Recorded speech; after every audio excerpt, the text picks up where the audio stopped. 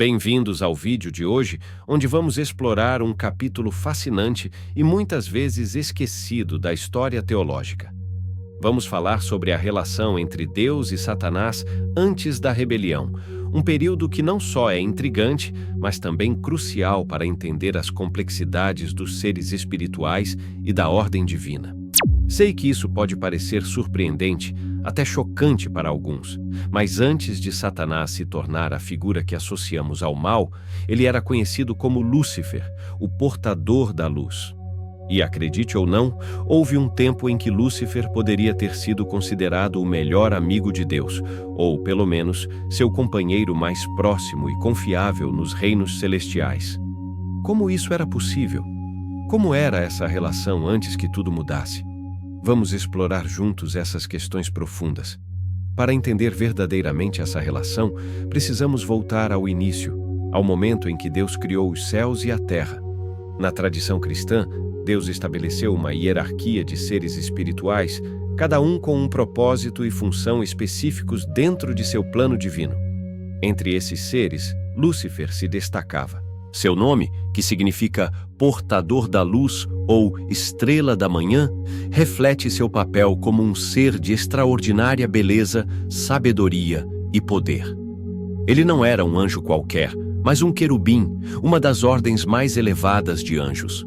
Os querubins são frequentemente retratados como guardiões do trono de Deus, seres que não apenas estão próximos dele, mas também profundamente envolvidos na adoração que ocorre nos reinos celestiais. Lúcifer era, por todas as descrições, um líder entre esses seres angelicais. Nesses primeiros dias, o papel de Lúcifer era de imensa honra e responsabilidade.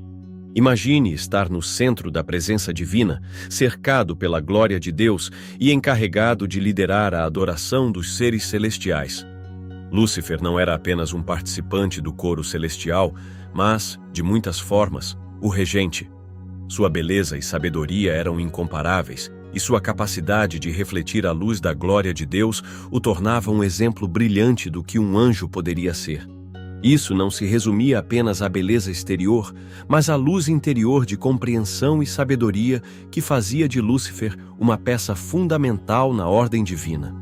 Sua relação com Deus era de profunda confiança e propósito mútuo. Nesse sentido, poderíamos dizer que Lúcifer era mais do que um servo. Ele era um companheiro de Deus, um ser que compreendia a vontade divina de maneiras que poucos outros conseguiam.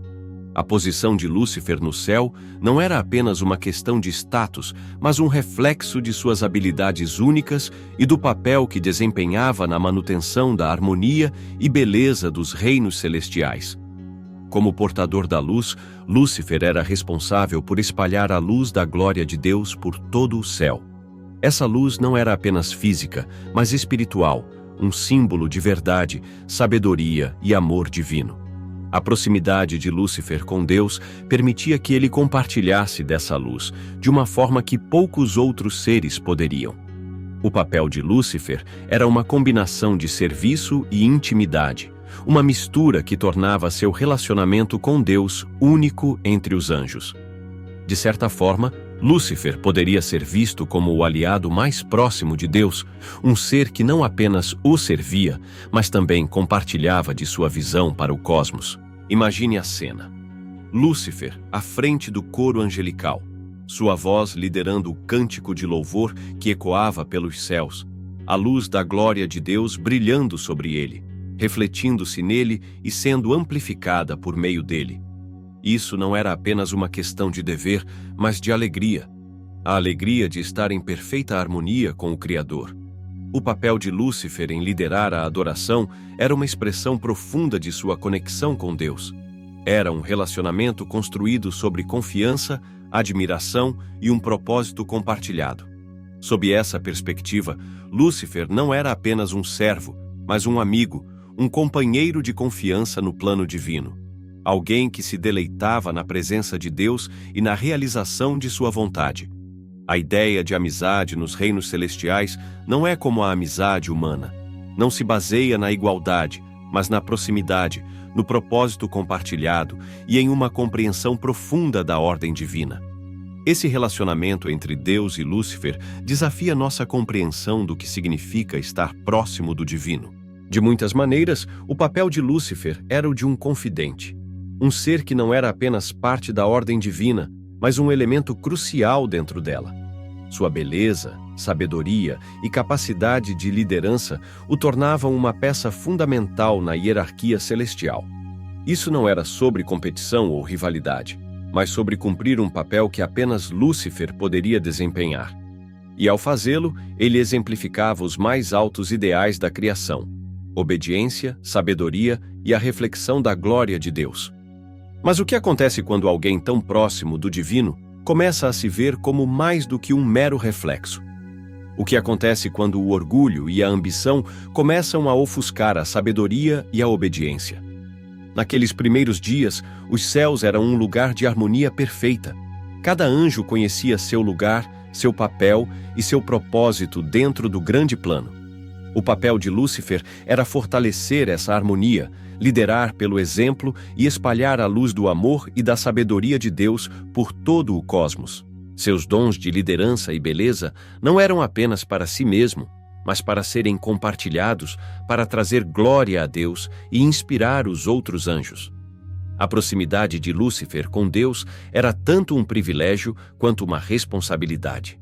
Exigia humildade, obediência e uma consciência constante de que todos os seus dons eram exatamente isso, presentes dados a ele por um Criador que o amava. Nesse contexto, o relacionamento de Lúcifer com Deus era de profunda confiança e propósito mútuo. Ele era, em todos os sentidos, o melhor amigo de Deus na corte celestial. Mas, como sabemos, essa história toma um rumo trágico. A proximidade que Lúcifer desfrutava, a confiança que nele era depositada, acabou dando lugar ao orgulho e à ambição. No entanto, antes dessa queda, antes da rebelião, o relacionamento de Lúcifer com Deus era marcado por luz, beleza e harmonia perfeita. É importante entender que essa relação não era entre iguais. Deus é o Criador e Lúcifer, sua criação. Mas, dentro da ordem divina, o papel de Lúcifer era único. Ele era um vaso para a luz de Deus, um ser cuja própria existência refletia a sabedoria e a beleza divinas. Nesse sentido, Lúcifer era mais do que um anjo. Ele era um companheiro de confiança, um amigo que compartilhava do esplendor dos reinos celestiais e da alegria de cumprir a vontade de Deus. A queda de Lúcifer é uma das histórias mais trágicas da teologia. Mas é importante lembrar que, antes da rebelião, houve um tempo de beleza e harmonia incríveis. O relacionamento de Lúcifer com Deus foi um dos exemplos mais brilhantes do que significa estar próximo do divino. Ele era um ser de luz, um líder e um amigo. Seu papel nos céus não era apenas sobre poder ou status, mas sobre serviço, obediência e a alegria de estar em perfeita harmonia com o Criador. No entanto, como em todas as histórias, há uma lição a ser aprendida. A queda de Lúcifer nos ensina sobre os perigos do orgulho, a importância da humildade e as consequências de se afastar do caminho da retidão. A história de Lúcifer, antes da rebelião, nos desafia a refletir profundamente sobre nossas próprias vidas e nosso próprio relacionamento com o divino. A luz que ele carregava com orgulho começou a se apagar quando ele se afastou de Deus, levando à trágica transformação de Lúcifer, o portador da luz, em Satanás, o adversário. Essa história serve como um poderoso lembrete do delicado equilíbrio entre o livre-arbítrio e a ordem divina. Essa história nos mostra como até os seres mais confiáveis e amados podem cair se escolherem se afastar da luz. O relacionamento entre Deus e Lúcifer antes da rebelião é um testemunho da beleza da criação, da importância da obediência e dos perigos do orgulho.